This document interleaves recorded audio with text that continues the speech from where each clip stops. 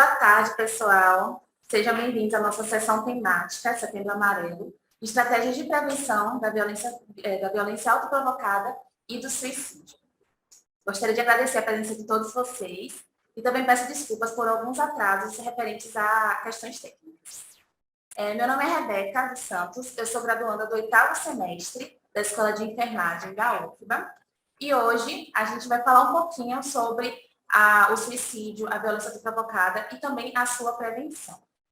Hoje a gente conta com duas convidadas e eu vou chamar uma delas, que é Isabela Sena, enfermeira da UFBA e professora de enfermagem da rede UniFTC de Salvador, com doutorado em andamento pela Escola de Enfermagem da Universidade Federal da Bahia, e também terapeuta prânica nível cura prânica com cristais e gestora do grupo de pesquisa Planet Healing como prática integrativa e complementar. Seja bem-vindo.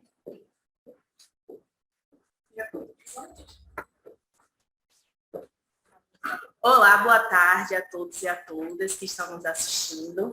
Gostaria de agradecer o convite de Rebeca e também gostaria de agradecer a todos vocês que estão assistindo. A gente hoje vai falar de uma temática muito importante, né? Não somente porque estamos no mês de setembro, né?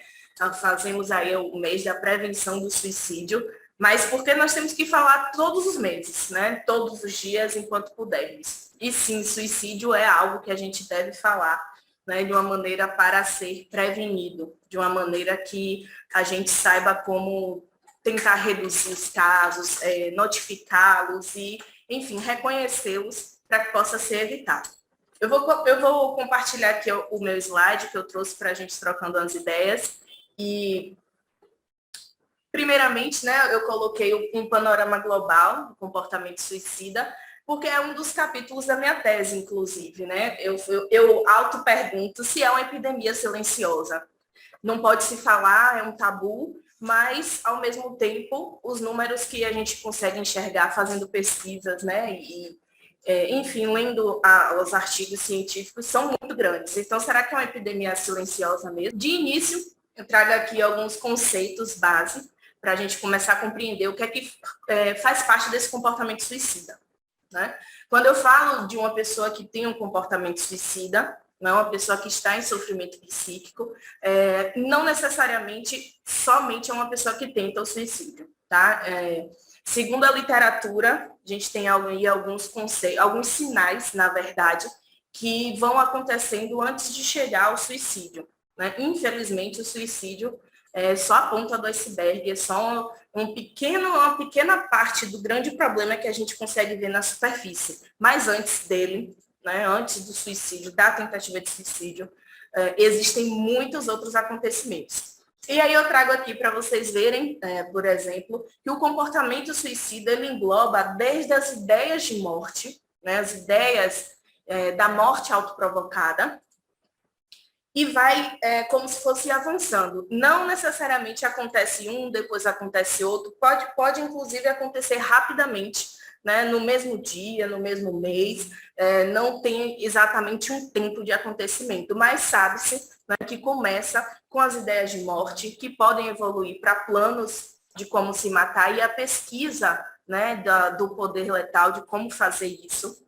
Inclusive, nessa parte da pesquisa do poder letal, aí de como fazer o suicídio, tem um algoritmo no Google muito interessante que traz para a gente aí, nos computadores, alguns pais que têm acesso ao computador remoto dos filhos, um algoritmo que diz, né, quando o adolescente está pesquisando muito sobre suicídio, por exemplo, sobre suicídio, sobre arma de fogo, sobre planejamentos, e aí o Google acessa, né, ele tem acesso a isso, e o algoritmo libera mensagens para o pai, ou para a mãe, ou para o próprio adolescente, perguntando se está tudo bem, né, aparece naquela imagenzinha do Google, assim, em cima do site, se está tudo bem, se precisa de ajuda, que chame ajuda, aparece o número do CVV, inclusive, né, que a gente vai ver um pouco mais à frente, mas isso ainda acontece no planejamento, né? Essa parte da prevenção, inclusive, de uma forma de prevenção, acontece no planejamento. Então, após o planejamento, né, infelizmente, tem-se aí a tentativa de suicídio ou o suicídio.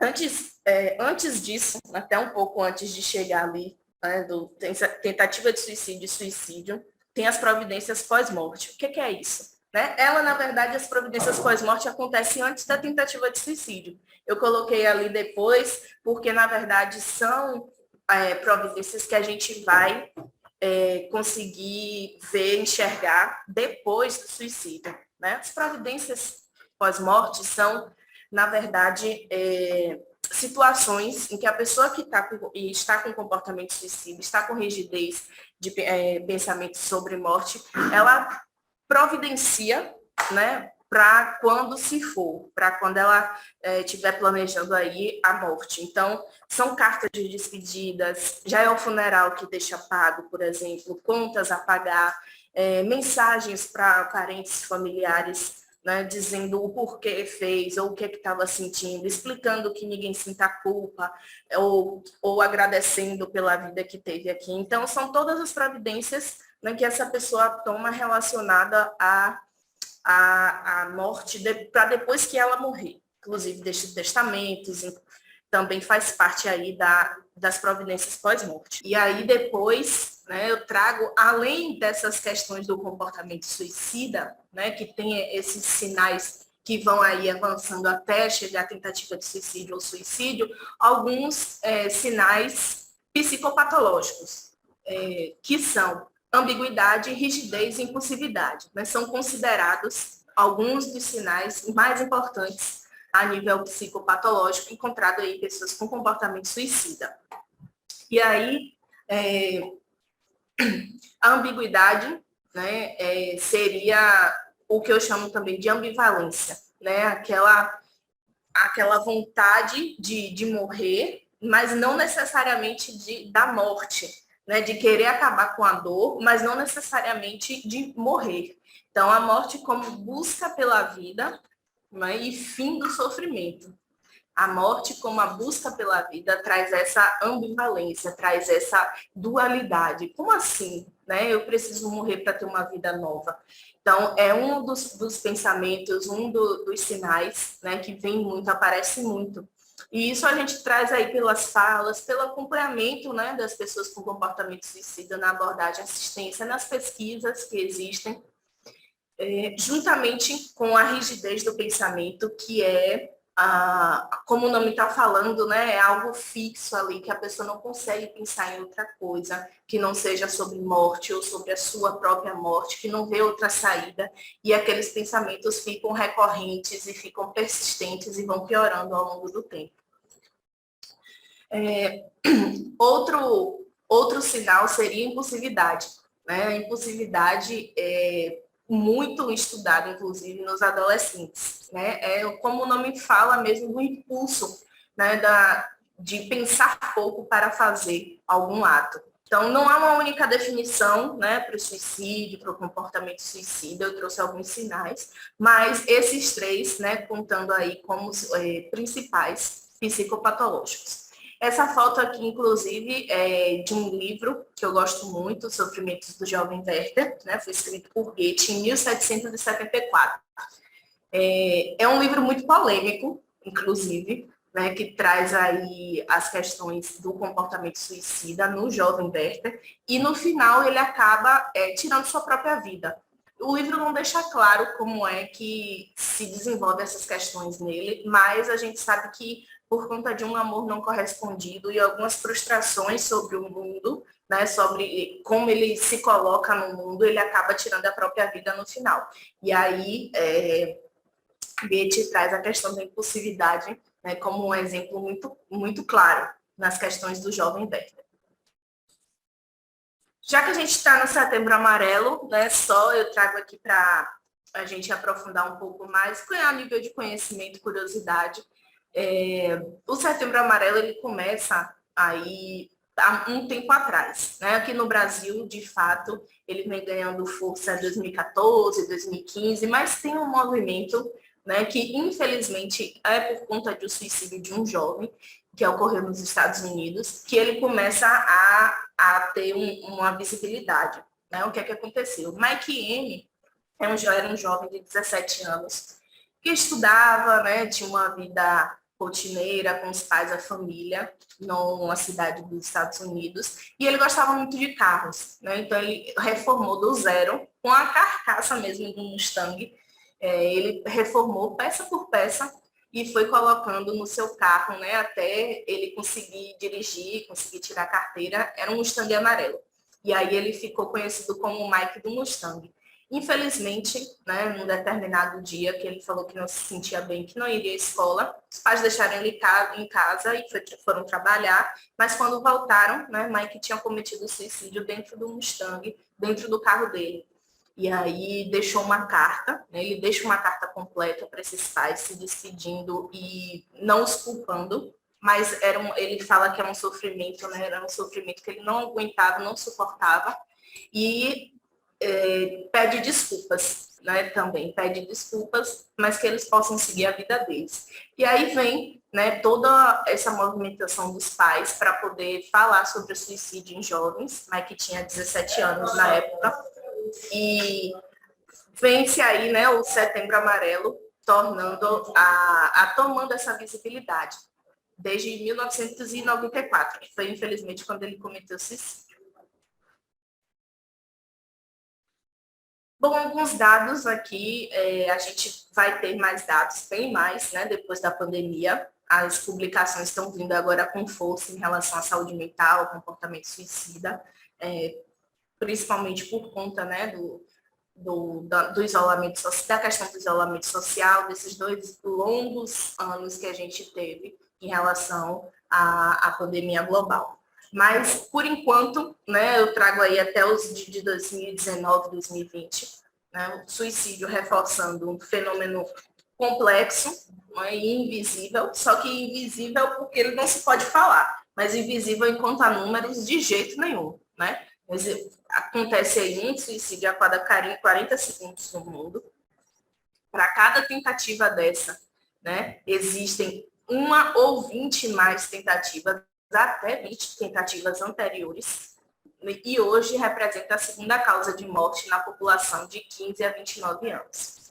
Nessa época que a Organização Mundial da Saúde fez esses dados, trabalhava-se aí muito com as questões dos jovens, né, de 15 a 29 anos, mas, recentemente, fazendo uma pesquisa, um levantamento teórico para uma palestra sobre adolescentes e crianças, eu vi que as pesquisas voltadas para o suicídio já estão começando a trazer as idades de 10 anos para cima. Então, 15 anos era um foco muito grande que acontecia, ainda é, só que a idade, infelizmente, cada vez mais diminuindo. 10 anos já é uma idade que se fala comportamento suicida e já estão se registrando números, né, de crianças que estão morrendo.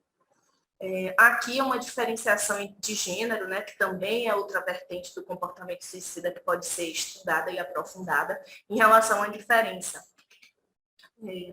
Os homens se matam mais, né, do que as mulheres. As mulheres tentam mais suicídio, mas os homens acabam, de fato, efetivando aí essa morte autoprovocada.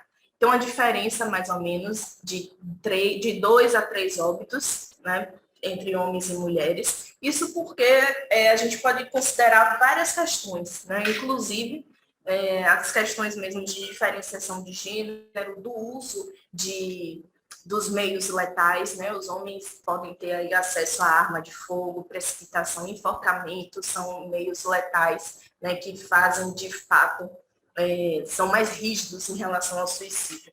Então, as mulheres tentam suicídio, mas, né, por conta de intoxicação autoprovocada, medicamentos, mas também, né, utilizam de meios letais. Esse número vem aí em um ranking quase que se igualando. A gente ainda tem essa diferenciação, né, é importante trazer essa ressalva, mas com o passar dos anos e principalmente com os dados que virão aí bem atualizados, 2022 para cá, depois da pandemia, a gente vai ter um número aí, uma escala bem concorrida. Em relação ao Brasil também, aqui, esses dados, eles não são de 2009, não, são de 2019, aparece ali por uma questão de digitação, mas todos aqui, em relação às regiões do Brasil, é por 100 mil habitantes. Então, a gente pode perceber aí que a região centro-oeste e a região sul ocupam os dois lugares, né, as duas regiões maiores do Brasil, que, por 100 mil habitantes, tem cerca de 9,910, né, 10% de morte por conta do suicídio, e a segunda região, centro-oeste, também pela sua grande expansão territorial e de pessoas que moram lá, né? 7,4. A gente aparece ali no quarto lugar, com 4,6, o que é um número também a ser considerado, porque com atualizações, tenho certeza que já estão maiores, infelizmente, né? E aí a gente pode trazer várias causas para esses números que aparecem, né? Por exemplo, a subnotificação, ou quando a pessoa, de fato, tem a tentativa de suicídio ou suicídio, é registrado como outra causa de morte, outra causa de agravo. Então, a gente pode parar para pensar aí que esses números são uma base, né, do que é registrado, mas falta muito ainda para a gente conseguir concretizá-los e trazer assim de uma maneira mais precisa. Então, quais as causas do suicídio, né? A gente não tem uma causa só. Não é impossível a gente dizer por que aquela pessoa se matou. Talvez nem ela ou queira morrer, né? Queira tentar suicídio. Talvez nem ela saiba ao certo. O que não pode acontecer são os julgamentos, né? Ah, ela tentou suicídio porque terminou com o namorado. Tentou suicídio porque não foi bem na universidade, não foi bem nas provas da faculdade. Tentou suicídio porque brigou com os pais. Não, a gente não sabe o que acontece de fato para uma pessoa ter a morte em si, ter o pensamento de morte autoprovocada, a ponto de tentar contra si mesma, né? Ou conseguir ser o caso do suicídio. Então, a gente pode falar sobre fatores de risco, fatores protetivos. Os fatores de risco, a gente vai considerar aí vários, eu trago no próximo slide, mas a gente vai considerar, por exemplo, os gatilhos, né? O que são gatilhos emocionais que a gente chama? São acontecimentos, né? São situações que estão ocorrendo aqui agora e que, de fato, trouxe uma enxurrada de emoções, né? Trouxe um balanço aí muito grande de pensamentos e sentimentos que já existiam naquela pessoa, e faz com que aí venha a impulsividade, venha a falência, venha a rigidez de pensamento, ela tende suicídio. Mas, de fato, os motivos assim, reais, os motivos que estão guardados lá dentro, né, que são as causas latentes, aí, de fato, só a pessoa, talvez nem a pessoa, né, saiba. Então, a gente pode falar aqui dos fatores de risco para o suicídio, tá? Determinantes sociais. E aí eu costumo dizer que os determinantes sociais seria praticamente outra sessão temática só para falar deles, porque são muito importantes, né? Eles são características assim fundamentais. E aí como é que a gente sabe disso, né? Depois que uma pessoa se suicida, por exemplo, existe a chamada autópsia psicológica. E aí a autópsia psicológica, os psicólogos, psiquiatras, as pessoas que acompanhavam, os profissionais que acompanhavam aquela pessoa que se suicidou, vão fazer aí uma busca profunda, né, do que acontecia na vida daquela pessoa, do que estava acontecendo, para poder traçar uma linha de tempo até chegar esse suicídio dessa pessoa. E aí os determinantes sociais são muito citados nas literaturas de autópsia psicológica. Né? Uma pessoa aí que estava desempregada, não tinha uma moradia digna, as pessoas que estavam na linha da pobreza. Então, os determinantes sociais são um fator de risco muito, muito comentado. Também se descobre os outros fatores de risco através, claro, né, das pesquisas qualitativas, quantitativas e também das autópsias psicológicas. Então, a presença de transtorno mental é um fator de risco para a tentativa de suicídio. Não quer dizer que toda pessoa que se suicide vai ter transtorno mental, tá? Mas nas autópsias psicológicas e nos números que a gente tem, apresenta-se o transtorno mental como um fator de risco. E aí a gente traz um transtorno mental, por exemplo, a nível do humor, né, que é a depressão, que a gente comenta muito, que está associada também ao comportamento suicida. Tem também o histórico familiar de suicídio, e aí, especificamente, né, ao estudar família, eu percebi que, de fato, construindo a árvore genealógica e aprofundando na história, na construção das gerações daquela família, uma pessoa, né, já tinha se suicidado ou tentado suicídio ou dado os indícios, né, de que tentaria suicídio. Então, é uma rede muito complexa mesmo, né, muito interligada dessa parte da histórica, do histórico familiar. Ainda mais quando a gente fala de parentes próximos de primeiro grau. O uso de álcool e outras drogas também está muito relacionado aí com o comportamento suicida. E a vivência de violência, seja ela nos seus âmbitos físico, sexual, patrimonial e psicológico. Além, né, do que eu coloco aí nas duas tabelas, essa de risco, né, a família. Infelizmente, a família pode sim ser um gatilho emocional e ser um fator de risco muito grande, tanto pelo histórico familiar, como eu já falei, mas também pela desarmonização, pelos conflitos, pela dinâmica, né, como é que ocorre essa dinâmica familiar. A gente deve compreender os eventos de risco, os fatores de risco, para poder, até em uma abordagem, no acolhimento, no acompanhamento dessa pessoa, tá direcionando de como falar, como agir, o que é que vai ser terapêutico, o que é que não vai ser, mas o que o profissional deve se apegar mais, né, deve assim ter consigo e conseguir identificar são os fatores de proteção. Os fatores de proteção em a longo prazo e curto prazo, podem fazer com que a pessoa repense o suicídio, podem fazer com que a pessoa, de fato, enxergue que há uma outra opção para além da morte autoprovocada. Então, os fatores de proteção aí envolvem a espiritualidade, a integração social, o bom convívio mesmo com colegas de trabalho, com a família, com os amigos, bons hábitos de vida, e aí eu deixo de forma subjetiva, né? Assim, encontrar o que te faz bem. Não necessariamente eu vou dizer aqui hábitos de vida, bons hábitos de vida, estudar, trabalhar, ir para academia, comer bem. Não, é encontrar mesmo o que faz você se sentir bem. Isso é um fator protetivo. Um hobby ou algo que te interesse para além da sua vida rotineira é muito importante, né, que a gente consiga identificar o que é que me traz prazer, né, durante a minha caminhada, durante a minha semana.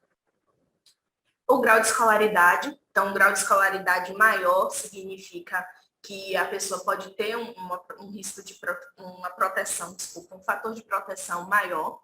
Ser casado e ter filhos, que aí já envolve a família, e também como fator de proteção a própria família. Né? Então, esse ser casado e ter filhos, trazer aí a questão da família nuclear, né? Que na família nuclear não aquela pai, mãe, filhos, pets, mas família nuclear aquela que a gente escolhe, que está próximo, que convive com a gente na mesma casa, que a gente se comunica todo dia. Família pode ser em qualquer situação, em qualquer, como é que eu posso falar, formação, né? Família, acima de tudo, é diversidade. Então, a família, né, como as pessoas que te observam, as pessoas que te conhecem, sabem do seu jeito, percebendo o comportamento, poxa, hoje aquela pessoa não acordou bem. Meu filho hoje, ele não acordou bem, ele não está com humor legal, vou ficar mais atento a isso. Né? Minha esposa, meu marido não acordou bem, e eu, talvez no meio do dia eu mande uma mensagem para saber como ele está. Então, isso faz com que seja um fator protetivo, né? Ter alguém que possa compartilhar e alguém que possa notar essas mudanças de comportamento também. Além disso, né, a literatura traz, e aí eu trago Cassola, desde 1998, que foi um livro que ele publicou, algumas outras fatores de risco, gatilhos emocionais que podem ser de risco, né, para o suicídio, como a frustração, impotências e perda de oportunidades.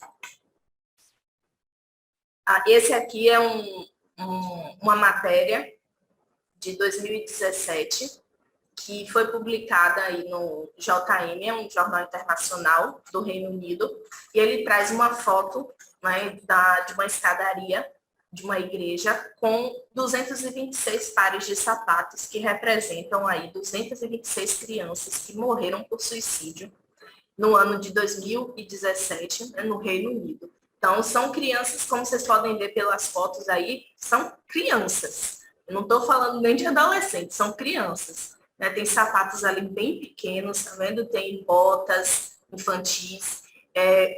A associação que trouxe, né, a Chase the Stigma, como o nome já está falando, é uma associação, uma ONG muito bem organizada do Reino Unido, que traz aí essas questões de suicídio, mas como caçando o estigma, né, traduzindo aí para o bom português. Então, se a gente não pode falar, se vocês não querem falar abertamente sobre suicídio, a gente vai usar uma imagem, a gente vai utilizar uma homenagem que possa impactar. Então, eles trouxeram aí essa homenagem a essas crianças, com autorização dos pais que concederam, né, os sapatos. Depois os sapatos foram doados, inclusive, para uma instituição que é parceira deles, mas ficou à exposição durante a semana, para as pessoas que passarem e vissem, né, que, de fato, o suicídio em crianças está aumentando, tem que ter uma visibilidade, e aí eles publicaram, em 2017, essa reportagem com a homenagem para as crianças.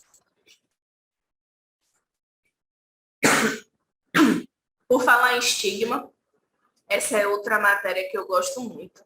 Eu sempre trago, assim, quando eu estou falando sobre suicídio, porque o jornalista que escreveu ela foi muito sensível, assim, foi muito assertivo, na verdade.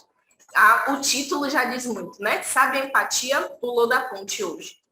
E aí, mais uma vez, reforçando que deve-se falar sobre suicídio, mas o problema é com a questão, da verdade, é como se falar sobre o suicídio, né? Então, ele estava passando para ir para o trabalho, tinha uma pessoa, né, que estava extremamente em sofrimento, estava muito angustiada e ela estava, né, para se jogar da ponte. E aí começou as pessoas ao redor, né, você fazer um mini tribunal. E aí chegava um e falava, você está atrasando o trânsito, meu filho, anda logo. Se quer fazer, faça logo. Né? Se não fosse para fazer, você está atrasando a vida de todo mundo aqui. E aí começaram a julgar ele, né? Começaram a trazer esses tipos de comentário para uma pessoa que já estava em sofrimento. Graças a Deus, né, foi feito um manejo da situação ali da crise suicida pelos policiais e bombeiros que interviram, mas no final do dia, né, quando ele senta para escrever a matéria, ele fala assim para a gente: o homem que estava ali na ponte, ele não se suicidou. Mas sabe a empatia? Ela ali se jogou da ponte. Ela pulou da ponte. A empatia das pessoas que estavam ali, né, não existiu. Na verdade, não existiu. Ela, sim, tinha morrido. Ela, sim, tinha se suicidado. Então, é uma matéria que eu gosto bastante. Assim, eu trago, já pelo título, chamando a atenção. Né, o quanto as mídias influenciam, né, enquanto as pessoas estavam ali gravando, aquela outra estava em sofrimento, falando sobre a questão da empatia, da sensibilidade com o outro, que deve ser o não julgamento, né, que devem ser pilares aí para esse acolhimento, essa abordagem, tanto enquanto familiar, tanto enquanto ser um profissional. Então, três pilares aí que eu gosto muito de trazer, que eu, inclusive, defendo na minha tese, né, do doutorado. O que é que a gente pode fazer em relação a isso, ao comportamento suicida, né, a pessoa que está em sofrimento suicida? E aí eu gosto muito de trazer a tríade, né, eu, enquanto enfermeira, e que acompanhei no Núcleo de Estudo e Prevenção do Suicídio, algumas pessoas com comportamento suicida, fazer essa tríade mesmo, né, do profissional, do usuário de saúde, a pessoa que tem um comportamento suicida, e a família. A gente precisa dessa família, não tem para onde correr. Como eu falei, a família é aquela que vai dar informações para a gente muito valiosas, né? Que vai trazer para a gente, olha, essa semana ele não tomou as medicações, essa semana ele disse que não queria vir para a terapia.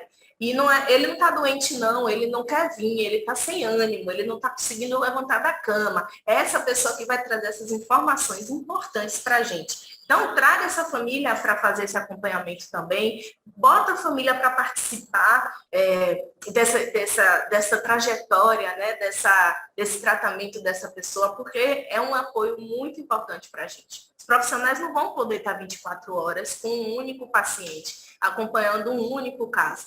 Quem vai estar é a família.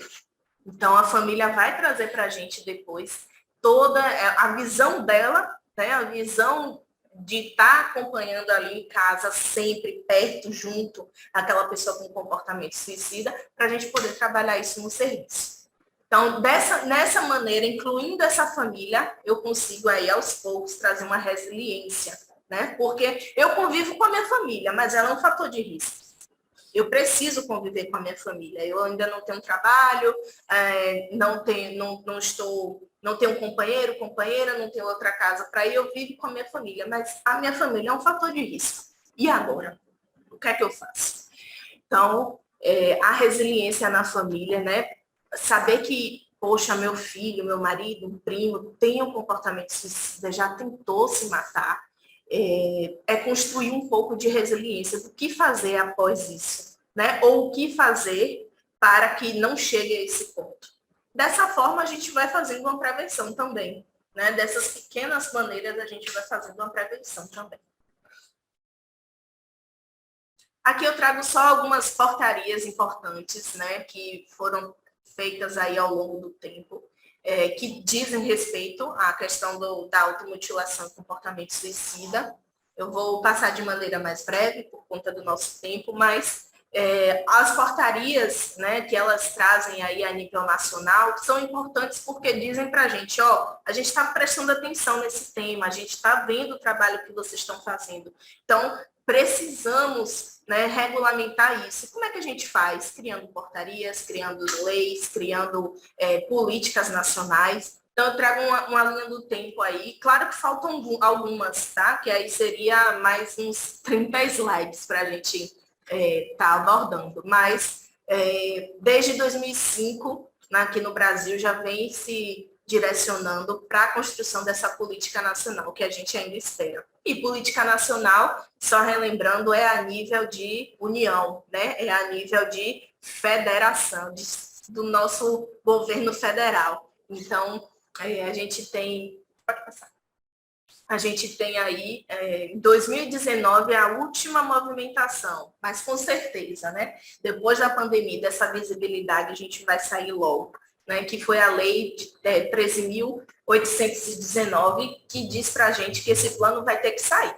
Não tem para onde correr, a nível federal, a nível de união, ele vai ter que sair, tá? E em cima, ali só a imagem para ilustrar um projeto junto com o Setembro Amarelo, que é um projeto que vem para trazer essa visibilidade, né, para a prevenção do suicídio. Existem outros projetos pelo mundo, né, que são muito conhecidos também, que foram muito bem recebidos pelo público.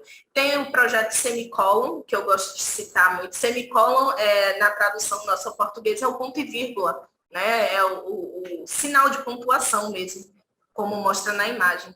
É um projeto ponto e vírgula, que é voltado para o público adolescente e para trazer a prevenção, para trazer formas de acompanhamento, abordagem a nível online, utilizando as mídias, revertendo, na verdade, essa ideia que a gente tem sobre as mídias sociais ser um fator de risco para o suicídio. Tentar trazer como um fator de proteção. Então, o projeto Semicolon traz todas essas ideias inovando aí, voltada para o público adolescente. E a história, né, do ponto e vírgula é um autor, um escritor da sua própria vida que um dia tentou colocar um ponto final, tentou o suicídio e viu, né, que ele poderia continuar. Então, para dar continuidade à sua vida, à sua escrita, ele colocou uma vírgula, né, em vez do ponto. Ele utiliza a vírgula em vez do ponto para dar continuidade. Então, o projeto Semicolon traz essa ideia aí do ponto e vírgula.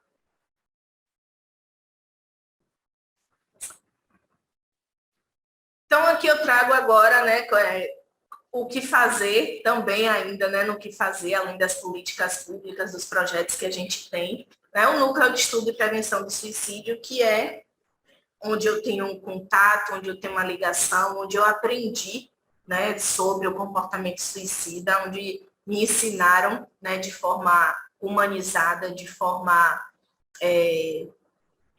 como é que eu posso dizer, de forma direta. Ó, senta aqui, vamos. Eu fui para lá quando eu ainda era estagiária de enfermagem.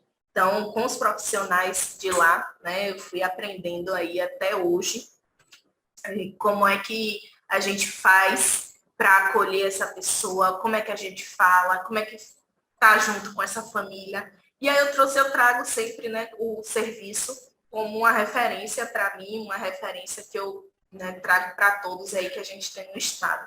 Então, o Núcleo de Estudo e Prevenção do Suicídio, ele fica ali no anexo ao Hospital Roberto Santos, tem uma foto aqui, foto de 2002, fica lá no segundo andar, é num prédio anexo mesmo onde funciona o laboratório. Hoje conta com enfermeira, 2 psicólogos, 4 psiquiatras e 2 terapeutas ocupacionais. Está vinculado ao Centro de Informação Toxicológica, de Assistência Toxicológica da Bahia.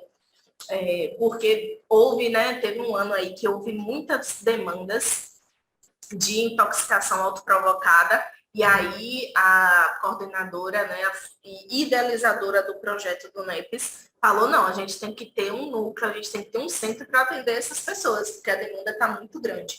Enfim, outras histórias, né? Mas conseguiu, de fato, trazer o NEPES aí para estar vinculado ao CEATOX-PA. Hoje, né, algumas das atividades que acontecem são as visitas domiciliares, terapia individual, terapia grupal, consultas individuais com psicologia e psiquiatria, trazendo essa família também, e a consulta de enfermagem.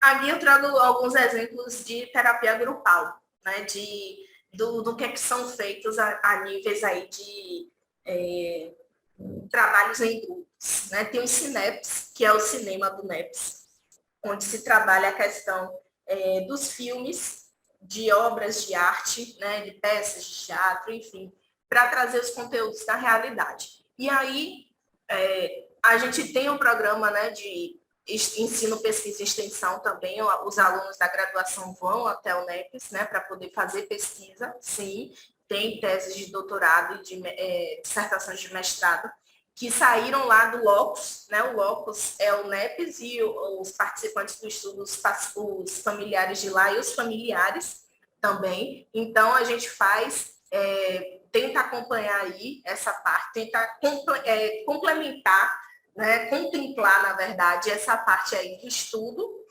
né? No núcleo de estudo e da prevenção do suicídio, né? A prevenção tanto a meio de prevenção e estudo, tanto a meio de pesquisas, quanto no meio de abordagem e acolhimento a essa pessoa com comportamento suicida. Então, tem alguns programas, né, do NEPES, todos aí que têm uma base teórica, por exemplo, o Cineps a gente trabalha com filme, com audiovisual, né, com essa interpretação de ideias para trazer do mundo. Faz o cinema, né, leva a pipoca, assiste no auditório, isso quando na pandemia a gente teve que parar, né? Não existe mais esse projeto. Por enquanto, né? Por conta da pandemia, mas traz depois do filme, depois das ideias, uma discussão em grupo, né? Com todas as pessoas que estavam assistindo, os usuários, para poder discutir as ideias, trazer os pensamentos que tiveram sobre a questão do audiovisual que a gente trabalhou ali.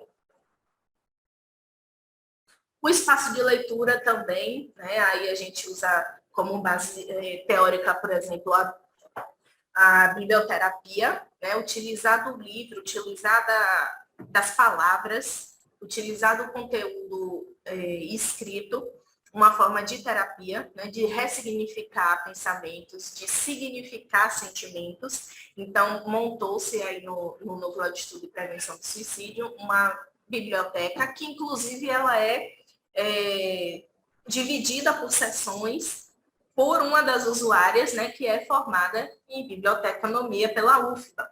Então, ela fez essas divisões para a gente, e aceitamos aí doações de livros e DVDs para poder estar organizando nossos espaços também. Outro projeto de terapia grupal, a Ciranda Literária, né? A Ciranda Literária que é justamente ligada ao nosso espaço de leitura, porque o usuário vai lá no espaço de leitura, pega um livro, ao que ele quiser, o que ele sentir vontade, o que chamar a atenção. Né? Ele pega um livro, aluga durante a semana, durante 15 dias, e traz no dia da Ciranda Literária o que é que ele leu daquele livro, o que é que chamou a atenção, o que é que fez ele refletir para discutir com os outros usuários e sempre tendo, né, ressaltando aí um profissional para mediar. E algumas dessas terapias grupais acontecem também com os alunos, né, da UFBA participando, da UFBA, da Escola Baiana, enfim, alguns alunos de graduação que participam também, né, a nível de extensão. Então, a gente tem até uma menção honrosa de um trabalho que a gente fez por descrever como é, né, a fundo aí essa ciranda literária. Lá a gente ganhou pelo pelo UPS, pelo Hospital Geral das Clínicas, e aí o funcionamento dessa ciranda a nível de usuários do NEPS. Dessa ciranda também aí já tem um livro chamado A Vida em Quatro Estações, né, que é um projeto da ciranda, mas que tem poemas e poesias dos usuários. Então, essa é a capa do livro que eu trago aí para vocês verem. Foi de 2016, uma parceria do NEPS, da CESAB, também a Escola de Enfermagem. Tem disponível, por um link que posso deixar disponível depois aí no chat, que pode ser acessado em PDF, e tem ele impresso algumas impressões, né, que a gente fez aí carinhosamente para guardar de recordação. A última terapia grupal, forma de terapia grupal, aí são as oficinas de informação, que é coordenada pela terapeuta ocupacional do NEPS, né? E das oficinas de informação, parte dos usuários escolhiam uma temática para trabalhar durante alguns meses. E dessa temática sai aí, tem como produto um jornal. Né? O jornal ele era impresso, também antes da pandemia, por questões financeiras, né? Ele era impresso, 300 exemplares, e ficava na recepção ali do NEPS, para quem quiser, né, ir pegar, e é tudo escrito e editoriado, inclusive, pelos usuários do NEPS. Aí tem alguns modelos desse jornal, tá? Essa é a edição, se eu não me engano, a edição 7, temática escolhida foi o bullying, então tudo aí é escrito, né, pelos usuários. Então tem as categorias, né? Como eu sou no NEPS, geralmente um poema feito por um usuário, dica da galera Vida NEPS, e aí o que é que traz, né, como modelo para falar, se é um filme, se é um livro, destaque do mês, a notícia principal do jornal, que geralmente é uma entrevista que o usuário faz com algum profissional. Enfim, o produto é esse jornal, né, muito interessante, que é feito deles, né, para nós. Tem mais um exemplo também, essa foi de abuso sexual, foi a edição 8, veio logo após a de bullying, abuso sexual, violação de direitos também, sempre a mesma pegada, né, a mesma edição. Essa é a número 10, como se relacionar com pessoas com transtorno mental, e aí também, né, partindo da ideia deles, da temática. Algumas fotos de algumas oficinas a qual participei. Ali em cima é a ciranda literária, a gente fica em forma de ciranda mesmo para discutir a literatura, para discutir os livros. Oficina das máscaras, que a gente fez com o pessoal da UFBA, e alguns outros encontros que a gente tem aí a nível, né, de Cineps e dos que eu citei também. Bom, para encerrar, eu trago aqui a cartilha do NEPS, né, Suicídio, Estigma e Enigma Social. Ela também é disponível na internet, vocês podem estar dando uma olhada. Se jogar o nome dela, aparece um link PDF, e aí também está disponível para fazer download, pode ser compartilhada, tá? falando abertamente sobre o assunto. E aí, alguns telefones úteis do NEPES e do CVV, que eu deixo para vocês se quiserem anotar. E, por último, não menos importante, né, só os meus contatos, quem quiser entrar em contato comigo, LinkedIn, Lattes, o meu e-mail pessoal, tá? Agradecer mais uma vez a participação e todos que estão aqui, pedir desculpa pelos problemas técnicos, vocês sabem que acontecem, né? Estamos aí para isso, mas já resolvemos. A minha colega que vai vir aqui, minha parceira, vai falar também sobre um dos projetos do NEPES, que tem no NEPES sobre práticas integrativas e complementares, que é excepcional. E, por último, também, agora já para encerrar mesmo, só divulgar, né, a Associação Baiana de Suicídio, de Prevenção de Suicídio, a BAPS, né, que com parceria com a Escola Baiana está fazendo um curso, né, um curso de prevenção do suicídio que vai ser aí realizado no mês de outubro, e vou deixar também para ser divulgado, né, o card. É um curso muito bacana, e no Nordeste vai ser um dos primeiros que a gente vai trazer de maneira híbrida, telepresencial, com nomes importantes, nomes de peso aí, tá? Para a galera que estuda, né, e que se dedica a falar sobre prevenção, a fazer sobre a prevenção do suicídio. Então, é um curso que vai abordar as questões da prevenção, da epidemiologia, vai aprofundar essas questões do Núcleo de Estudo e Prevenção do Suicídio, trazendo um pouco da fala dos profissionais de lá. E espero que vocês possam participar também, que vocês tenham interesse de aprofundar na temática e que a gente prossiga falando não só no mês de setembro, mas também no restante do ano, né? Em outubro, quando vai ter o curso, em novembro, dezembro, que vem as festas de final de ano, enfim. Agradeço muito e podem anotar meu contato se quiserem maiores informações sobre o curso, estarei disponível.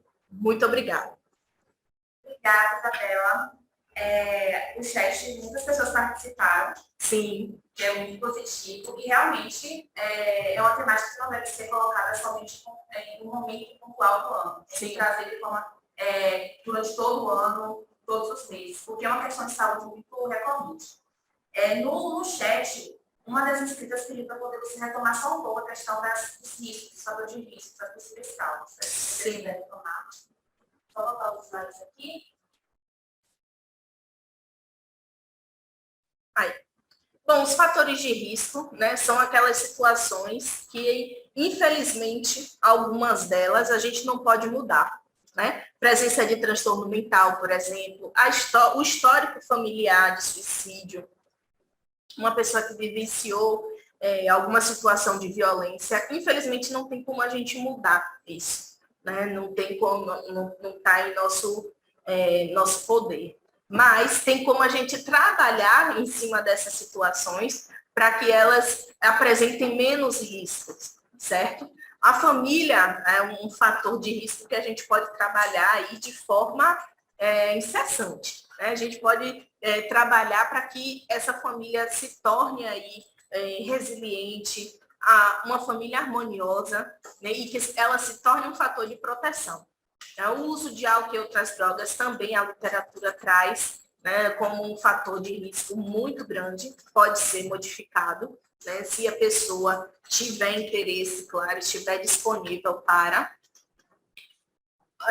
Os determinantes sociais, mais uma vez, né, a pobreza, a moradia, desemprego, as questões de lazer, educação, que estão muito relacionadas aos determinantes sociais, como o nome já está falando, né, determinantes, mas eles podem sim ser modificados também.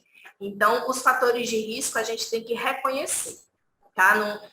Nessa abordagem ao paciente, nessa abordagem com a família, a gente vai conhecendo esses fatores de risco.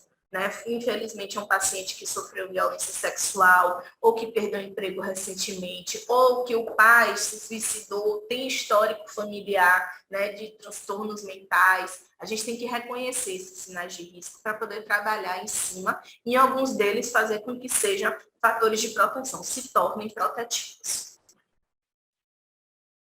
Então, muito obrigada. Acredito que não tenha nenhum questionamento no no chat. Sim. As pessoas estão parabenizando pela palestra.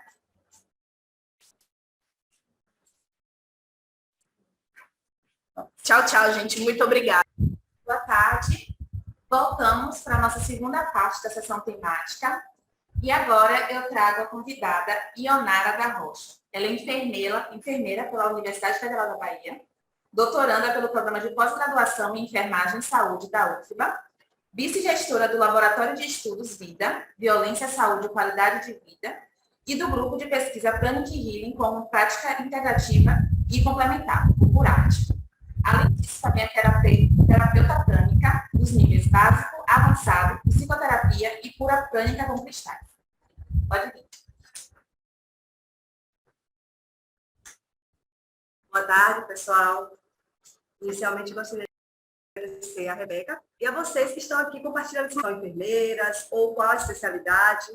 Teria como só falar no chat de forma rápida, só para ter uma visão geral.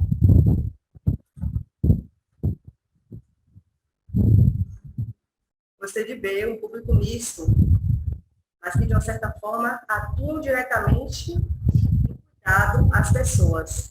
Então, nesse momento eu vou complementar alguns elementos que a professora Isabela colocou e venho trazer uma abordagem voltada para a estratégia de cuidado. Por que eu perguntei a profissão de vocês? Porque a enfermagem é a profissão do cuidado.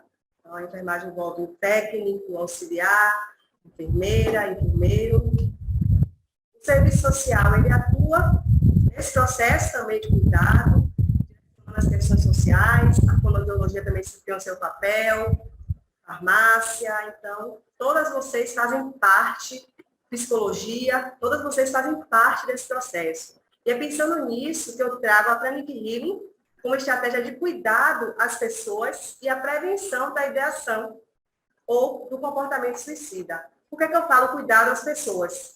Porque são a elas que direcionamos esse cuidado. E a prevenção da ideação suicida e do comportamento é uma consequência desse cuidado. Se cuidamos dessas pessoas de forma atenta ao que elas nos trazem de demandas, isso pode ser uma estratégia, sim, de prevenção. Mas, para além disso, existem outras formas que complementam esse cuidado, essa escuta, esse acolhimento. E nós vamos estar aqui discutindo hoje, nessa tarde. E aí eu gosto de iniciar fazendo a leitura de um poema que retrata muito bem essas questões, que é: quando a boca cala, o corpo grita, o corpo fala. Então, a enfermidade é um conflito entre a personalidade e a alma. O resfriado escorre quando o corpo não chora. A dor de garganta entope quando não é possível comunicar as aflições. O estômago arde quando as raivas não conseguem sair. O diabetes invade quando a solidão dói.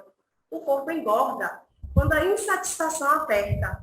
A dor de cabeça deprime quando as dúvidas aumentam. O coração desiste quando o sentido da vida parece terminar. A alegria aparece quando o perfeccionismo fica intolerável. As unhas quebram quando as defesas ficam ameaçadas. O peito aperta quando o orgulho escraviza. A pressão sobe quando o medo aprisiona. As neuroses paralisam quando a criança interna tiraniza. A febre, enquanto as defesas direcionam as fronteiras da imunidade. Os joelhos doem quando o orgulho não se dobra. O câncer mata quando não se perdoa e ou cansa de viver. E as dores caladas? Como falam em nosso corpo, a enfermidade não é má. Elas avisam quando erramos a direção. Esse texto ele foi extraído do Fãs da Psicanálise. Por que eu costumo trazer esse texto? Porque todas essas emoções e sentimentos que foram tratados aí, nós diariamente vivenciamos. Então, o nosso estômago arde, em alguns momentos, quando estamos com raiva. Como seres humanos, nós sentimos essa raiva. E essa raiva, ela responde de alguma forma no nosso organismo. E é pensando nisso que eu trago um QR Code que vocês podem escanear para interagir aqui um pouco acerca de qual emoção que te representa neste momento. Então, aí vocês podem escanear esse QR Code de forma bem breve e colocar em apenas uma palavra. A emoção que você está sentindo nesse momento. Se é raiva, se é medo, se é tristeza, se é alegria, se é afeto. Eu sei que cada um de vocês aí que estão do outro lado estão com uma batalha, né? Acredito que em alguns momentos trabalhando também e passando por alguma situação. Então, essas situações são passíveis a direcionar emoções e sentimentos. Aí eu preciso que vocês só coloquem aí no QR Code. Algo bem breve. Ótimo, pessoal. E aí eu consigo ver, né? Um misto de sensações. Hoje para eu chegar até aqui, passei por diversos desafios, que em alguns momentos me causaram raiva, que em alguns momentos me causaram estresse, mas nesse momento eu estou sentindo a alegria de estar aqui com vocês compartilhando desse espaço. E aí, como vocês podem observar, tem algumas palavras que estão maiores. Isso quer dizer que mais de uma pessoa respondeu a essa palavra. Então, a maioria responderam alegria e afeto. Que bom. Provavelmente uma pessoa respondeu raiva. Ela está pequenininha. Mas é o que está representando essa pessoa nesse momento. E é importante, de fato, mesmo que esse sentimento seja negativo, que nós externalize esses sentimentos. Medo também, quando as pessoas respondem medo, afeto, tudo isso é muito importante. Nós precisamos sentir cada uma dessas emoções, por mais que ela seja ruim. E aí eu vou estar explanando por quê. De certa forma, no poema eu até acabei falando o porquê de expressar. Então, precisamos refletir e observar sempre a nossa capacidade para manifestar, reprimir ou até mesmo suprimir as nossas emoções. E esses 3 elementos são importantes que estejam em equilíbrio, tá? Não manifestar demais, não reprimir muito, não suprimir tanto. Então, tentar equilibrar a reverberação dessas sensações. Década passada, talvez no século passado, muito mais forte, a proposta de cuidado era focada no modelo biomédico. E esse modelo biomédico, ele pauta e ele centra no corpo orgânico. Em alguns momentos, nós, enquanto profissionais do cuidado, principalmente da área da enfermagem, eu falo da área da enfermagem porque somos nós que estamos ali diretamente atendendo esse paciente e tocando nesse corpo de forma contínua. Não é isso, pessoal? Então, eu falo a área da enfermagem. A maioria das vezes, hoje, vem se modificando esse processo de cuidado, mas anteriormente esse cuidado ele era pautado no corpo orgânico, onde nós avaliávamos apenas as alterações do corpo físico dessa pessoa e não tínhamos a compreensão de que a mente, os sentimentos e emoções, as emoções e sentimentos também influenciam nesse processo de adoecimento. Aí eles trazem isso em um dos materiais publicados em 2004, lá no final vocês vão ver a referência. Esse processo também, ele era fragmentado. Hoje nós temos as especialidades, elas são importantes, justamente para focar em uma determinada patologia que aquele paciente ele desenvolve, mas é importante sempre pensarmos que, embora esse paciente ele tenha desenvolvido uma patologia, é um ser subjetivo, é um ser que carrega emoções, é um ser que carrega sentimentos, e que nós, enquanto profissionais de saúde, aquelas pessoas que estão ali diretamente com ele, em contato contínuo, principalmente a enfermagem, precisamos entender todas essas emoções, aquelas emoções que estão reprimidas, que o paciente não coloca, mas que às vezes no olhar, no escuta sensível, no escuta acolhedora e qualificada, conseguimos identificar que ele tem uma alteração ali, que necessita de cuidado.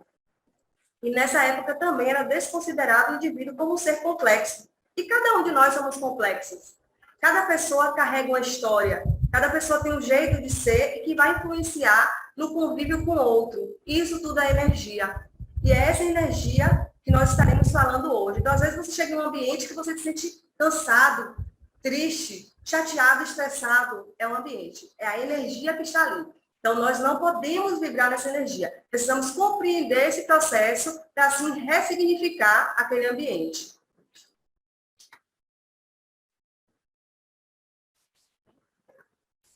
Diante disso, eu pergunto, qual o papel das práticas integrativas e complementares em saúde para a compreensão holística do indivíduo, para essa compreensão integral? O que é que essas práticas elas trazem para a gente de subsídio e nos direcionam a esse caminho do olhar para o outro de forma completa e não fragmentada? Se quiserem interagir também, fique à vontade, a gente pode estar conversando a todo momento, mas se quiser deixar para o final também, podemos seguir, tá certo? E aí eu trago que hoje... Pode colocar.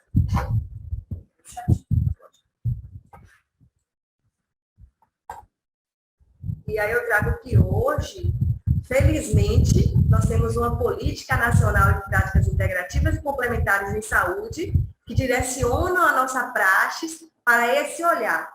Não para um olhar que vai excluir o modelo biomédico, mas para um olhar, como o próprio nome da política diz, complementar a esse processo. Então, essa política ela foi publicada no Diário Oficial, através da portaria 971, no dia 3/5/2006, através do Ministério da Saúde. É importante pontuar alguns aspectos, sobretudo o objetivo dessa portaria, que é incorporar, implementar a política no SUS. Então, vários serviços do SUS já vêm incorporando as ações previstas na política de práticas integrativas. E aí, numa perspectiva de prevenção dos agravos, promoção e recuperação da saúde, com ênfase na atenção básica voltada para o cuidado continuado, humanizado e integral em saúde. Além disso, ela traz também que precisa contribuir para aumentar a responsabilidade dos sistemas e a ampliação de acesso das práticas nos serviços, garantindo a qualidade, eficácia, eficiência e segurança nesse uso, ou seja, durante o andamento dessas ações. Além disso, ela estabelece também, no item 2.3, a necessidade de promover a racionalização das ações de saúde, estimulando alternativas inovadoras e socialmente contributivas ao desenvolvimento sustentável das comunidades. No item 2.4, ela aponta que deve também estimular as ações referentes ao controle e participação social, promovendo o envolvimento responsável e contribuindo para os usuários, gestores e trabalhadores de diferentes instâncias. Paralelo a isso, eu trago também o propósito dessa portaria, dessa política, né? Que é justamente o estímulo aos mecanismos naturais de prevenção do agravo e recuperação da saúde, com ênfase na escuta acolhedora, no desenvolvimento do vínculo terapêutico e na integração do ser humano com o meio ambiente e a sociedade. Por último, não menos importante, ela traz também uma visão ampliada do processo de saúde e doença e promoção global do cuidado humano, especialmente ao autocuidado. Eu costumo dizer que essa portaria ela deve andar lado a lado da política de humanização. Então, algumas pessoas questionam, a política de humanização, humanizar o humano, não é bem isso que a política traz. Quando fazemos uma leitura dessa política, entendemos, de fato, qual o nosso papel nesse processo de saúde, de prevenção de agravos, de promoção mesmo dessa saúde das pessoas. E aí fazemos sempre um paralelo entre a Política Nacional de Humanização e o que as práticas integrativas elas trazem. O campo da PICS ele contempla alguns elementos, trata-se de um sistema extremamente complexo, que aborda a racionalidade médica e recursos terapêuticos, também denominados pela OMS como medicinas tradicionais complementares alternativas. E aí inclui a medicina tradicional chinesa, que eu vou estar abordando um pouco mais à frente.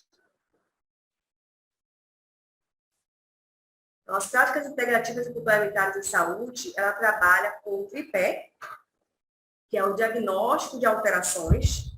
Então, nesse processo de cura, nós avaliamos esses pacientes, estabelecemos diagnóstico acerca do que eles nos trazem, considerando também a subjetividade desse indivíduo. Além disso, estabelecemos também a morfologia e dinâmica vital do corpo físico e energético vibracional e o tratamento adequado para cada situação. Em relação ao Pranic Healing, nós temos diversos protocolos que direcionam para cada sinal e sintoma apresentado por aquele paciente. Então, se é um paciente que tem ansiedade e depressão, existe um protocolo específico para ser tratado a ansiedade e depressão. E a ansiedade e depressão está muito atrelada ao chakra do plexo solar. Não sei se vocês já têm essa concepção, né, em relação aos chakras. Eu vou falar um pouco mais lá na frente. Na Pranic Healing, nós trabalhamos com 11 chakras principais. E aqui eu trago um avanço muito importante em relação para a enfermagem, que é justamente a criação de um GT de PIX, do nosso conselho aqui da Bahia. Então, eles vêm desenvolvendo ações e vêm participando também de congressos em outros espaços, e levando aí, né, as PICs como algo extremamente relevante para o processo de cuidado. Em março de 2018, tivemos mais um avanço, que foi justamente a inclusão de mais uma das atividades, de mais um campo de atividades das práticas integrativas e complementares, que são a imposição das mãos. E a Pranic Healing está inserida aí nesse item. Embora não tenha o nome Pranic Healing em si, mas a base, a essência da nossa terapia através da Pranic Healing é justamente voltada para a imposição das mãos. Claro que fazemos também meditações e outras atividades, mas o nosso foco, a nossa base, a essência da Pranic Healing é a imposição das mãos. E aí eu vou falar um pouco sobre a Pranic Healing, mas antes vou verificar aqui no chat o que é que tem de questionamentos e contribuições. A Laí colocou: boa tarde, sou terapeuta e acupunturista. Como faço para entrar nesse GT? Tendo ajudado pela cesárea do filho. Sou terapeuta acupunturista, como faço para entrar nesse GT? Você pode entrar em contato, Laí, com o pessoal do Corém. Já existe esse grupo lá, e aí você pode se aproximar para entender como é que funciona as reuniões, os encontros, e se inserir mesmo nesse espaço. É importante ter você lá, principalmente que você já é terapeuta dessa área.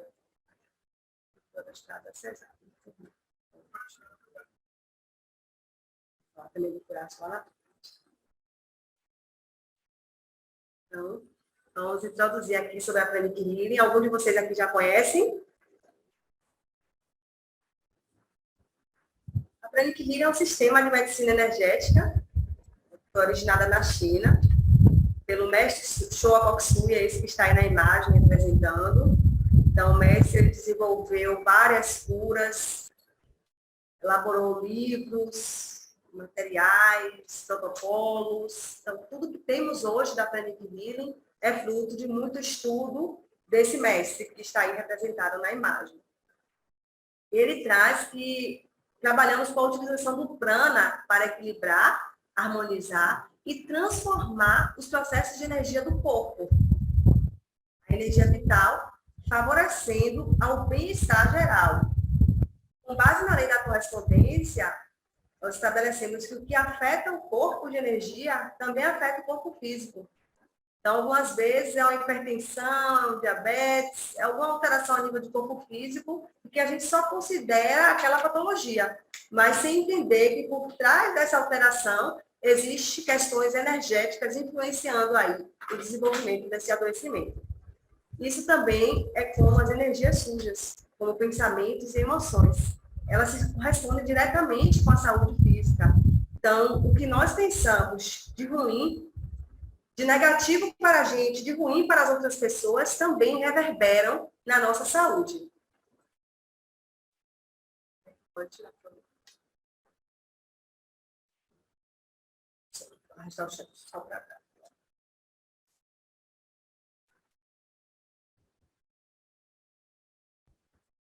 Anterior.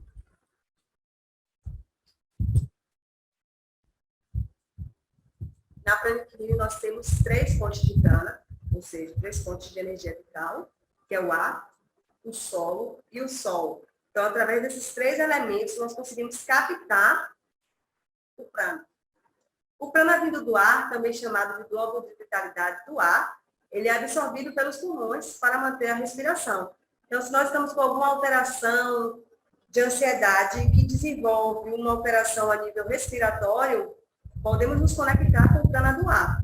E aí procurar um ambiente favorável para isso. O do solo, ele é mantido pelo solo, a nossa mãe terra, que é chamada de glóbulo de vitalidade do solo, e nós absorvemos através do chão, dos pés. Então, é importante tirarmos o sapato mesmo e colocarmos os pés no solo para absorvermos esse prana do solo. E isso leva à capacidade de trabalhar com pensamentos mais claros. Então, é um momento que nós estamos precisando de tomar uma decisão importante, a gente pode lançar mão do prana do sol. Paralelo a isso, existe também o prana do sol, que provém da luz do sol, além de direcionar para o desenvolvimento da vitamina D, também direciona para a tranquilidade, para calma, paz. Então, tem várias funções aí nesse processo. A Pranic Healing, ela atua com algumas leis básicas, e aqui eu trago duas leis, que fala que o corpo ele recebe um fluxo de energia aqui, através da cura prânica, acelerando assim o processo de cura daquela parte afetada no corpo do paciente. O que chamamos de cura milagrosa nada mais é do que um aumento do ritmo de auto-recuperação do corpo afetado. Não há nada de sobrenatural ou paranormal na cura prânica. Então, algumas pessoas têm essa interpretação, é sobrenatural, tem a ver com religião. Não, não tem a ver com religião, tem a ver com espiritualidade. E quando vocês estiverem imersos nesse processo da Pranic Healing ou de alguma outra prática integrativa, vocês vão entender, eu disse que algumas pessoas aqui já falaram que estão, né? Vocês vão entender que o que alimentamos de sentimentos, de pensamentos, isso, em alguns momentos, nos leva à cura. E nós, enquanto terapeutas, precisamos estar equilibrados emocionalmente para que, assim, possamos ajudar outras pessoas.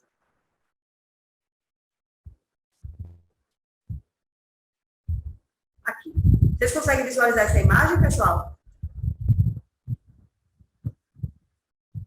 Aqui é uma imagem de uma pessoa. E aí, em dois momentos. No momento que essa pessoa ela apresenta uma aura com o que chamamos a Pranic Healing, né? De buracos, de rachaduras, de elementais, aquela aura lá que tem alguns círculos ao redor. E aí, quando essa pessoa ela passa por esse processo de cura energética, ela passa a esse lado oposto, que é justamente uma blindagem.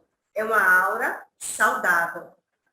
Inicialmente ela se apresentou assim, os terapeutas prânicos, eles fazem uma avaliação dessa pessoa, do que ela apresenta de demandas, e avalia qual o protocolo necessário para ser utilizado. E aí ela passa por um processo de transição e chega até esse momento da aura saudável, da aura limpa. E é essa aura que precisamos tentar manter. Eu sei que é muito difícil, porque o desafio do dia a dia nos direciona a isso, mas precisamos tentar, ao menos. E na Pranic Healing tem uma estratégia muito legal, que é a autocura. E nós, enquanto terapeutas, sempre estamos lançando mão desse recurso para conseguir manter a nossa aura limpa e estarmos ajudando outras pessoas. Algumas pessoas do grupo estão perguntando se qualquer pessoa, qualquer profissional da área de saúde pode entrar nesse GT, ou apenas o pessoal da enfermagem. Eu posso procurar saber, mas o GT do Corém é constituído justamente por enfermeiras. Acredito que se tiver alguém de outras áreas com habilidade para práticas integrativas, talvez seja possível. Precisamos fortalecer, né, pessoal? Não só a enfermagem, mas todo o campo da saúde, nessa perspectiva aí de cuidado. Mas vocês podem entrar em contato com o pessoal do Corém, que eles direcionam. Aqui é um corpo representado pelos chakras, então são 11 chakras, e ali nós temos o chakra da coroa, representado aqui acima, o chakra do ágina, da testa, logo acima do ágina, o chakra da garganta, que é quem controla o que nós falamos, o que nós colocamos para fora. Então, aquela pessoa que fala muito mal do outro, que está sempre tentando trapacear, ela provavelmente tem uma alteração aqui nesse chakra, ó, o chakra da garganta. Nós temos o cardíaco dorsal, o frontal, dorsal, o plexo solar, que é o responsável pelas nossas emoções.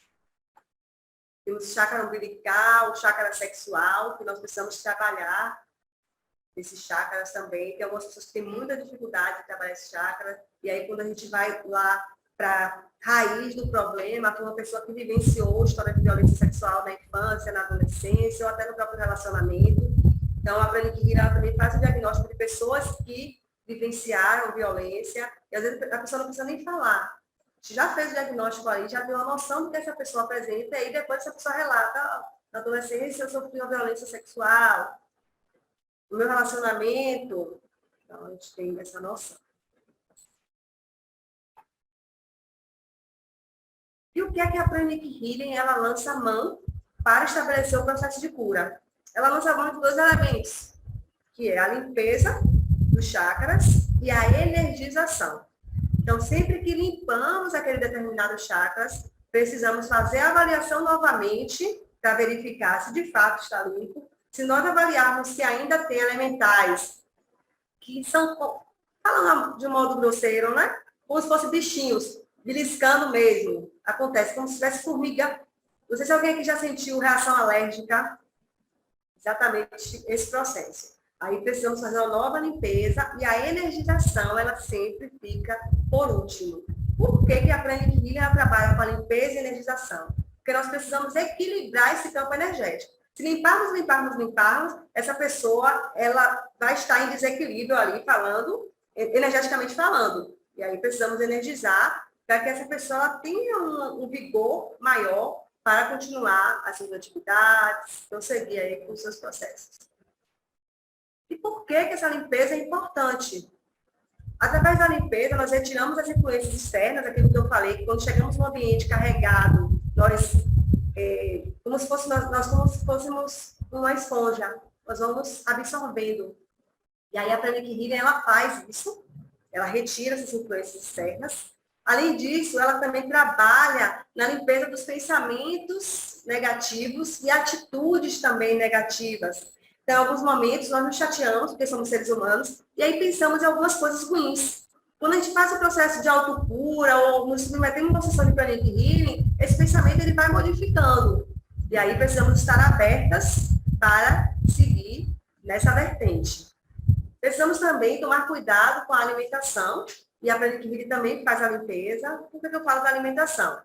Os terapeutas prânicos, eles não têm indicação para ingerir carne de porco, porque a carne de porco, ela obstrui os nossos canais energéticos. E essa obstrução, em alguns momentos, elas causam alterações no próprio corpo físico. Enjoo, vômito. E aí fazemos a limpeza e desintoxicamos, de uma certa forma, essas pessoas. A Pranic Healing também ela direciona hábitos, alguns hábitos que utilizávamos anteriormente, que não eram hábitos saudáveis, e aí ela vai direcionando, ou seja, nos moldando a uma nova realidade, expandindo a nossa consciência. Até aqui, pessoal, tudo ok?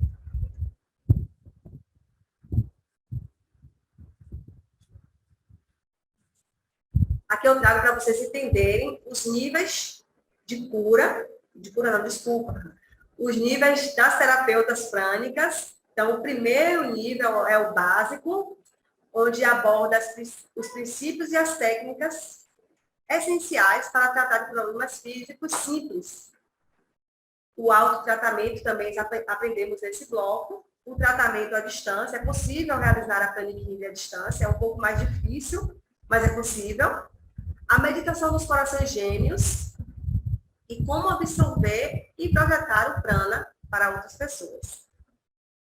Além disso, temos também o segundo nível, que é o nível de Pranic Healing avançada, onde os terapeutas eles aprendem a ser um especialista e lidar com os mais difíceis problemas, utilizando sempre as cores. Então, cada cor representa um processo de cuidado.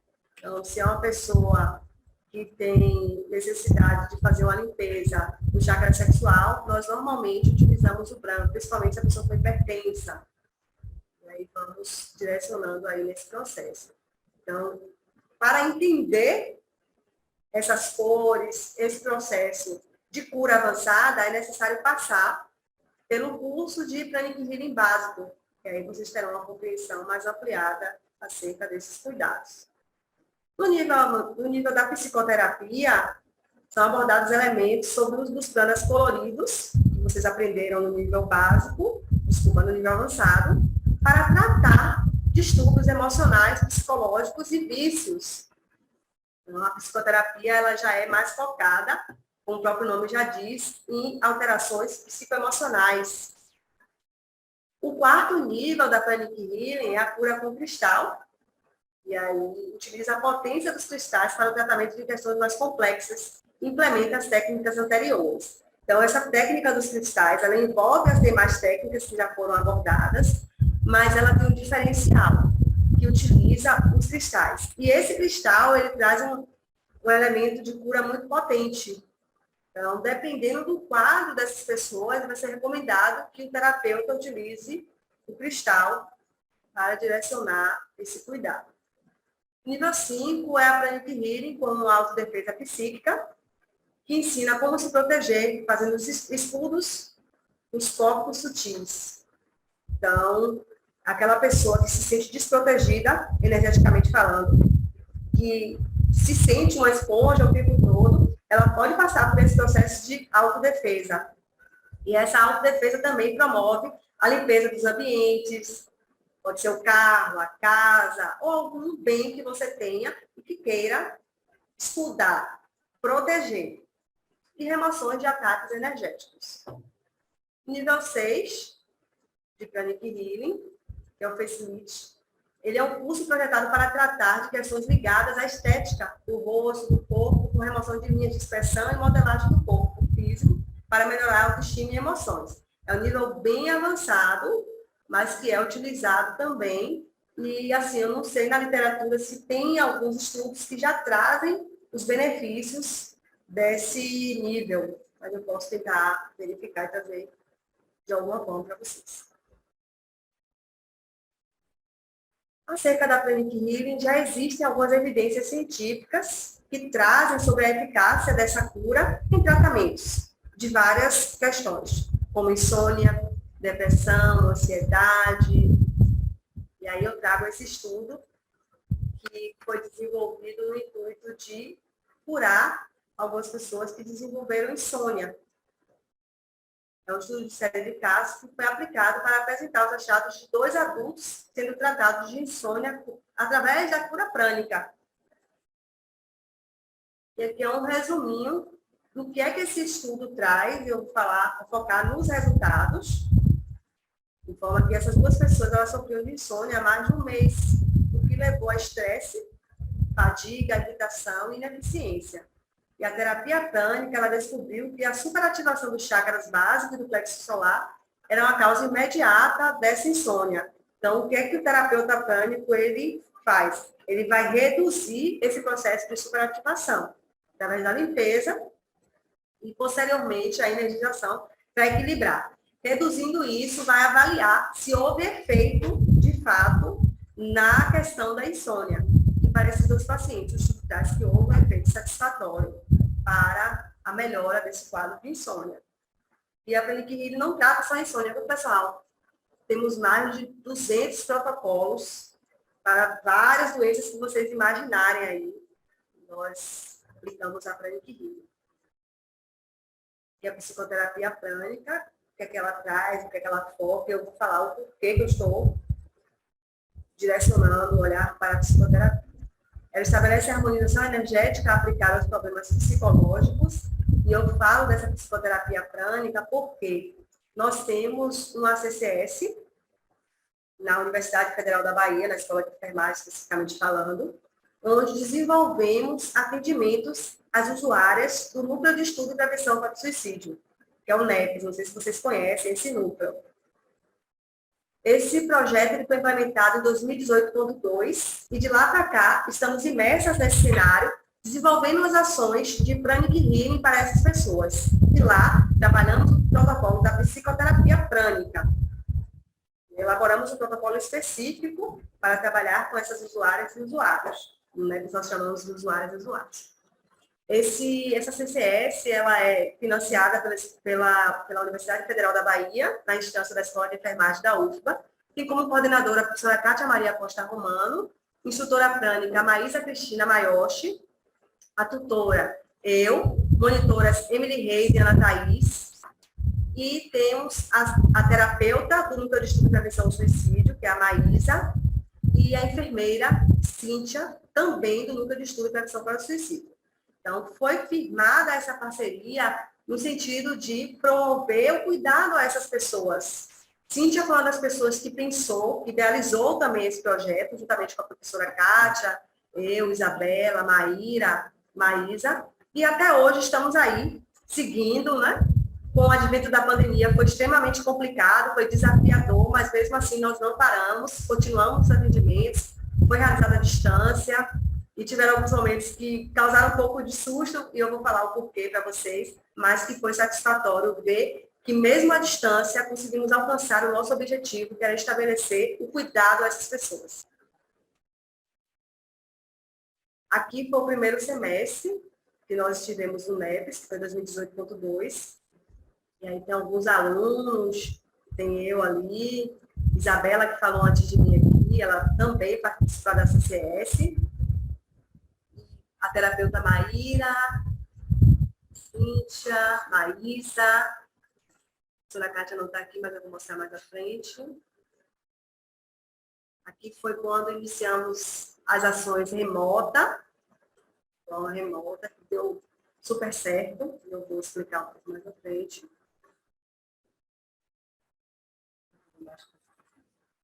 Aqui são as ações de Panic Healing na universidade. Então, esse momento é um momento de avaliação. Como está a aura dessas pessoas, como estão os chakras, e aí a gente pede que essas pessoas se levantem. E no momento da cura propriamente dita, essas pessoas sentam. Por quê? Nesse momento podem ter algumas alterações, a pessoa pode sentir insônia, pode dormir, gente, como eu já vi pessoas dormindo, e se estiver em pé, ela pode cair. Por que que a Panic Healing à distância ela deu certo? Como conseguimos avaliar isso? Nos 2 semestres que nos colocamos à distância, na verdade foram 3 semestres. 3 semestres à distância. Nós nos reinventamos e os atendimentos foram realizados através do Google Meet. Então, essas usuárias, elas eram orientadas, elas foram convidadas, devidamente orientadas, e ficavam no local calmo, sentadas, nós fazíamos o acolhimento inicial, ouvíamos o que elas traziam de demanda e, a partir daí, direcionávamos para o protocolo. Sempre, sempre, sempre, nos momentos da cura, essas pessoas apresentavam um quadro de sonolência. Tinham casos da pessoa dormir mesmo e não acordar. E aí a gente fica ali tentando ativar, né, alguns chakras para reverter a situação, e aí depois a pessoa abre os olhos e diz assim, estou muito bem, estou me sentindo muito bem. E isso era muito gratificante. Os relatos que traziam, sempre nós pegamos relatos, de forma indireta, para verificar o que é que mudou, como essa pessoa chegou, no momento que nós fazemos as avaliações, e como essa pessoa, ela sai daquela sessão de terapia. Como forma de agradecimento, elas fizeram esse desenho, que foi construído a várias mãos, não foi uma pessoa só que fez esse desenho, foram várias pessoas, e em cada parte aí desse laranja que vocês podem observar, tem mensagens de agradecimento e de relatos dizendo como estavam e como se sentiam após a Panic Healing. Então, com o advento da pandemia, chegou a termos o pensamento de parar um pouquinho, mas não conseguimos. E, além disso, além de não ter conseguido parar, nós percebemos que o cuidado, ele continuou sendo efetivo. As pessoas não desistiram. Então, continuamos com o mesmo quantitativo de pessoas e a procura pelos atendimentos da Panic Healing. Teve um quadro aí nesse núcleo de uma das usuárias que havia ingerido medicações como uma forma de tentar o suicídio mesmo, aliviar o sofrimento que estava sentindo. E aí ela chegou lá nesse encontro e se sentiu muito mal mesmo, a ponto de desmaiar. Então, nós começamos a fazer a limpeza do fígado, dos chakras, e atuamos principalmente no órgão do fígado, fazendo a limpeza, e aí ela foi voltando. E ela gravou até um áudio como forma de agradecimento ao que foi feito por ela. E só depois dela ter se restabelecido, que ela subiu para a unidade da emergência, e aí ela informou que havia ingerido medicações como uma forma de tentar aliviar aquele sofrimento que ela estava sentindo. Falando da CCS, eu trago agora o Curarte, que ele surge da CCS, avaliando que a CCS ela deu certo, ela trouxe benefícios para as pessoas, nós pensamos em um grupo de pesquisa. Então, eu, Isabela, que falou anteriormente, a professora Kátia, a terapeuta Maísa, a enfermeira Cíntia, a terapeuta Maíra e outras pessoas também que participaram, pensamos, sentamos e estruturamos um grupo de pesquisa chamado Curarte, que é a arte de curar. E é através da Pranic Healing que nós vemos desenvolvendo as nossas ações. Esse grupo ele foi iniciado desde janeiro de 2019 e foi cadastrado no CNPq, que é o Diretório do Grupo de Pesquisa. Em 3 de março de 2020, iniciamos as nossas atividades do grupo. Nesse grupo de pesquisa, nós discutimos estudos sobre práticas integrativas e complementares, sobretudo a Pranic Healing, o que o mestre Showa Koksui aborda, e hoje estamos também recebendo propostas de parcerias com o CRETEA, com o Hospital Marcadão de Esteira, com algumas entidades. Recebemos também o convite do COFEM para estarmos colocando um projeto para que eles possam avaliar e, quizá, implementar. Então, estamos aí a várias mãos tentando alcançar e abraçar todas essas possibilidades para que a gente possa difundir ainda mais o cuidado a partir da Pranic Healing. Aqui é uma imagem das nossas reuniões. E aqui eu vou falar da estrutura desse grupo. Nós temos como líder a professora Kátia Maria Costa Romano, docente da Escola de Enfermagem da UFBA. Vice-líder, a instrutora e terapeuta prânica Maísa Maioshi. Como gestora, nós temos a enfermeira mestre e doutoranda Isabela Andrade, que foi quem falou anteriormente a mim, vice-gestora eu, e representantes discentes, Bruna de Jesus, Janli Fontes, Emily Reis e Fábia Junqueira. Bruna, Janli são estudantes do curso de enfermagem, Emily e Fábia são estudantes do curso de medicina.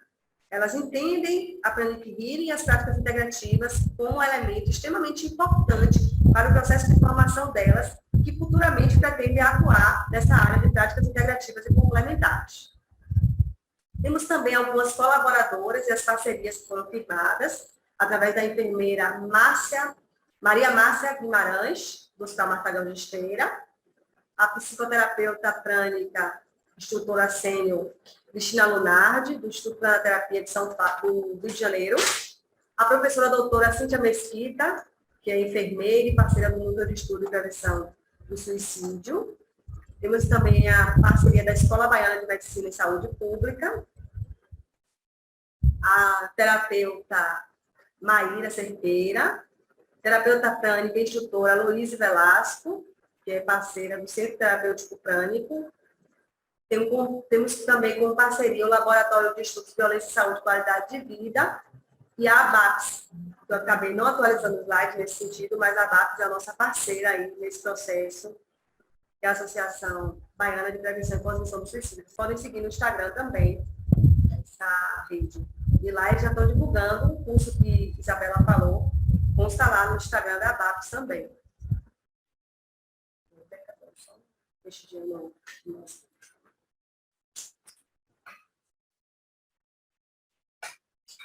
Uma outra ação junto à Pranic Healing é a tese de doutorado, a qual eu estou enquanto pesquisadora responsável, que é a eficácia da Pranic Healing sobre o tratamento do transtorno mental comum em mulheres que experienciaram violência conjugal. Minha proposta é um ensaio clínico randomizado. Eu estou trabalhando com mulheres que estão sob proteção da Operação Ronda Maria da Penha daqui de Salvador. Nesse espaço, eu já desenvolvi o meu mestrado, trabalhei com mulheres em situação de violência sexual, mas eu queria mais, eu queria além, eu queria cuidar. E foi aí que surgiu a proposta da Pranic Healing. que é uma técnica que eu já venho trabalhando desde 2018, surtiu efeito para mim, eu acredito que pode, e é o estudo que vai demonstrar isso, se vai surtir efeito para outras pessoas. Como questão de pesquisa, tá? Qual a eficácia da Pranic Healing para o transtorno mental comum de mulheres que vivenciaram violência conjugal? O objetivo geral é testar a eficácia da Pranic Healing para a redução do nível de TMC em mulheres com história de violência conjugal.